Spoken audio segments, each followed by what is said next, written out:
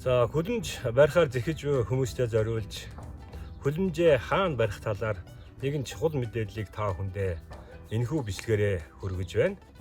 За манай хашааны хөлөмж хашааныхаа яг гол хэсэгт байрладаг. За нэгэн хүн манай хашаанд ирж чи чинь тэнийг юм уу хашааныхаа гол хэсэгт хөлөмжөө бариад хашаага бараг зайгүй болгочихсон байна гэж намайг зэмдэж байсан удаа би.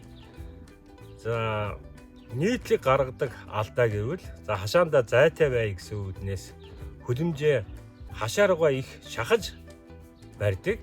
За ингэснээр тарж буй тармилд муу нөлөө үзүүлдэг. За ямар муу нөлөө үзүүлдэг вэ гэхээр за үүнийг ойлгохын тулд ургамлын фотосинтезийн процессын талаар товчхон та бүхэндээ ярий. За ургамал нарны гэрлийн энерги ус нүүрс хүчлийн давхар эслийг ашиглан фотосинтез процесс явуулж нүүрс усыг үйлдвэрлэдэг.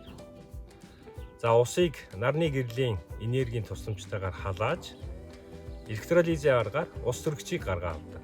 За ус төрөгч маань дангаараа шатамхай аюултай бодис учраас навчныхаа арын сүвээр нүүрс хүчлийн давхар эслийг сороо авч ус төрөгчтэй нэгдүүлж CH2O нүүрс усыг үйлдвэрлэдэг.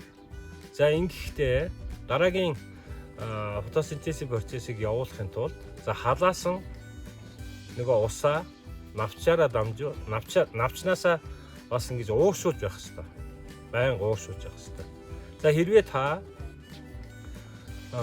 хөлөмжөө хитрхийг хашаараагаа ойртуулж бариад барьснаар за энэ баруун хаягаар одоо салхи ороод зүүн хаягаар гардаг байлээ гэж бодоход за энэ салхины урсгалыг хаачиж байгаа. Тэгэхээр нөгөө халсан ус маань хөлөмжийн дотор их чийгшилтэй их халуун учраас нөгөө усаа ууршуулж дараагийнхаа усыг сорж авах ийм боломжтой болж байгаа. За ингэснээр одоо тарж буй таримлыг чинь навчин түлэгдэх эсвэл янз бүрийн өвчлөлөөр өвчлөх ийм магадлал өндөртэй болно гэсэн үг.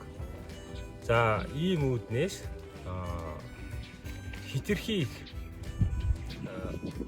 хашаа руугаа ойртуулж хөлөмжөө битгий бариараа гэж би зөвлөх байна. За та бүхэндээ амжилт хүсье. Анхаарал тавьсан явдалд баярлалаа.